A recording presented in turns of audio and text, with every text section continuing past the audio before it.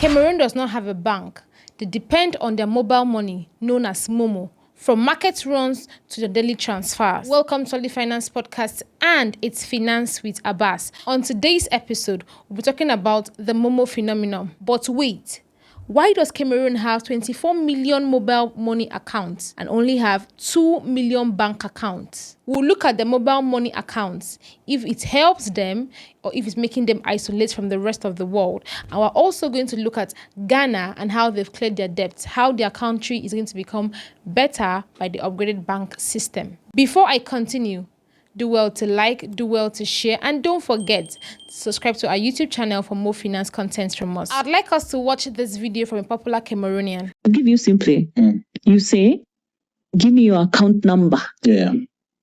Samora, I want to send you 1 million now. Give me your account number. Do you know your account number? Okay. Samora, I want to send you 50,000. Give me your mobile number. Yeah. That's it. That's Let's take a look at the comment section. Olaide says, but in Nigeria, we don't say, give me your account number. We say, paste as. Abba Andrew says, she's only trying to explain how advanced the Nigerian banking industry is. Lucky Dube Lyrics says, mobile number or account number, they both serve the same purpose. Mobile number just got adopted by fintechs as they are trying to simplify the process of banking in the digital space.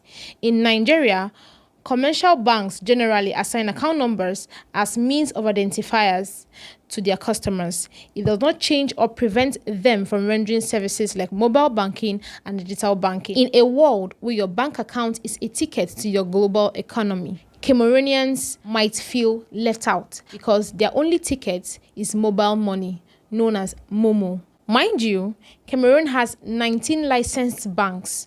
But those banks are not working because the Cameroonians prefer to use their Momo than to go to the bank and try to make any kind of transaction. Only 20% of the population has a formal bank account. The remaining 80% depend on mobile money. Almost everybody in Cameroon relies solely on MTN and Orange Money.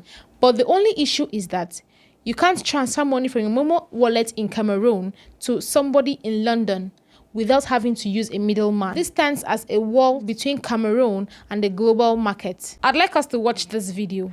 I know I'm not the only one who is jealous of the fact that as a Cameroonian girl living in Cameroon, I do not have access to platforms where I can easily invest in stocks, be it African stocks or foreign stocks. It's so difficult. I don't find any app that can do that. I know that for Nigerians, you have Ladder, you have Travel and stuff like that, Bamboo, yeah. But in Cameroon, we don't have anything. I'd like us to take some comments from the comment section. Miss Pa Oje says, Cameroon, very frustrating. I went to almost all the banks in Douala to open a money market mutual fund account, but to my greatest surprise, none of them knew about money market fund. They only talked about the current and blocked account types. I was like, what's going on in this country? You go to Kenya, you go to Nigeria, etc. MMF is booming, but here in Cameroon, all they know is current, blocked, and traditional savings account with interest rates as low as 1.15%. I don't want to call names, it's really a pity. Ring says, I work for a stockbroking firm.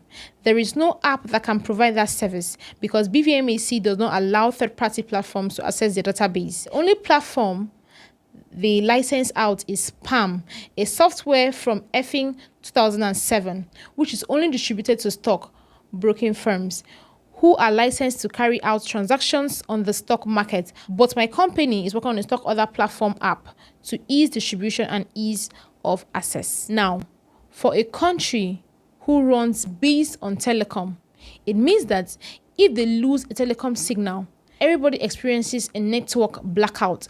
No calls, you can't buy anything, you can't shop for anything unless the telecom signal comes back on. Is this a good thing or is this a bad thing? Let me know your thoughts in the comment section. To buy a good phone in Cameroon, you're looking at two major phone corporate retail hubs. I'm talking about Passiphones and K-stores. The hardware trap there is that there are very few official shops. I'm talking about Apple shops, Samsung shops, Infinix, and of the likes. Most Cameroonians get most of the technologies from telecom giants or the grey market. I'd like us to watch this video. Nigerian banking system is better than that of Cameroon. Why in Cameroon everybody cannot own a bank? Bro, do you know what they call MTN Momo? Yes, that's what I want to ask you people. Like, Do you think if you have another means of sending, receiving money, or buying things online, which is faster and more accessible than that of a bank, do you think you actually sit and you're worried about banks not being easily accessible by everyone? With your MTN Momo, you just have to sit on your bed. You buy online, you buy data, you buy credit, you send money to somebody, you receive money to somebody. You guys, without your bank card, I don't know. It's because I used to see people using your bank card. You go to POS to buy data and buy credit. You must leave your house to go and buy your data and buy credit. Why me, with my empty Momo, I will lie on my bed, buy my data and buy my credits. Are you seeing that?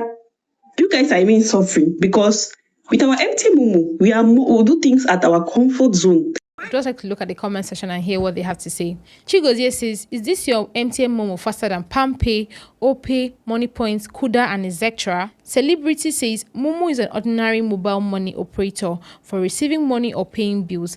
Banking is a traditional institution that covers both mortgages, complex savings, and loans, and so on. Use MTN Momo as how now when I have OPay, PalmPay, MoneyPoint, Fair Money, commercial banks.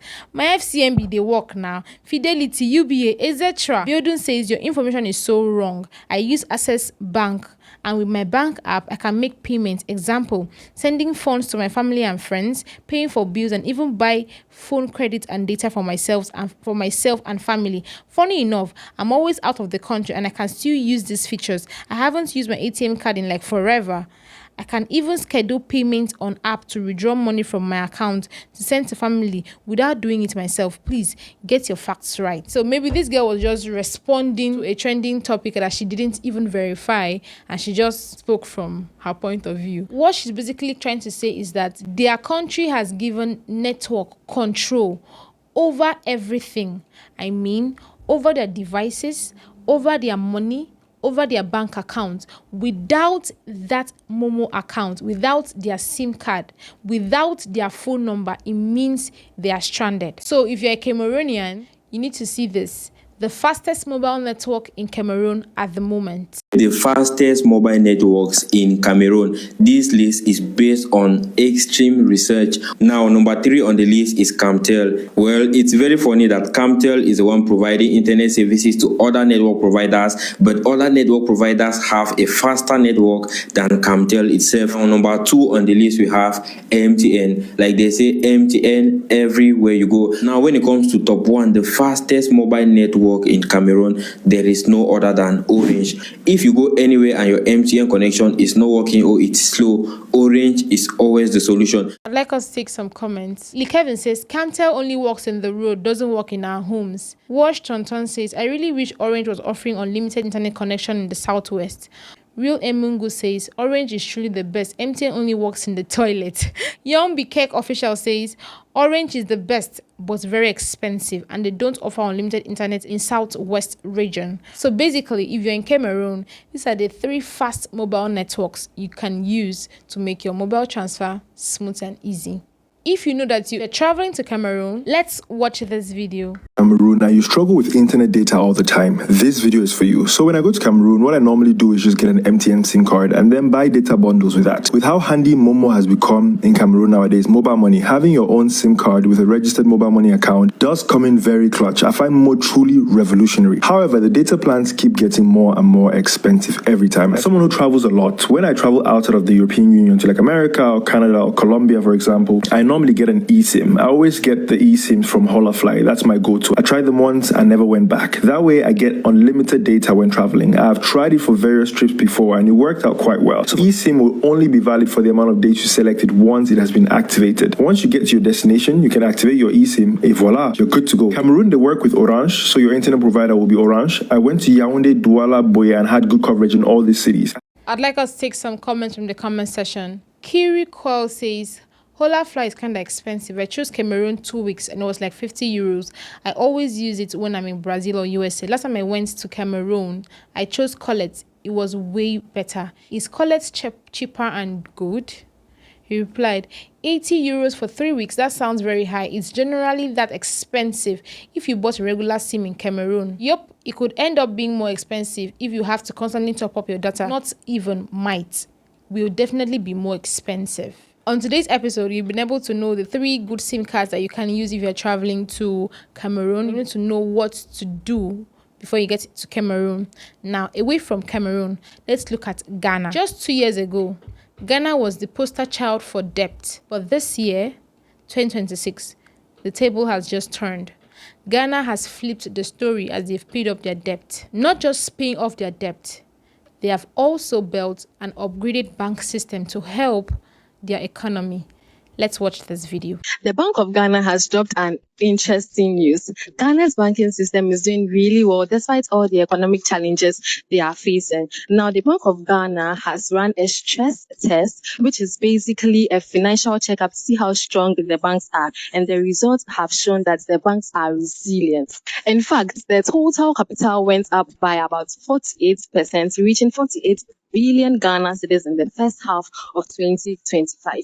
Like us take some comments from the comment section. Charlie News says people should pay their loans so that the bank can lend more and support business growth. Breakit says the bank should be able to reduce their interest rate so that people will be able to pay the loans early.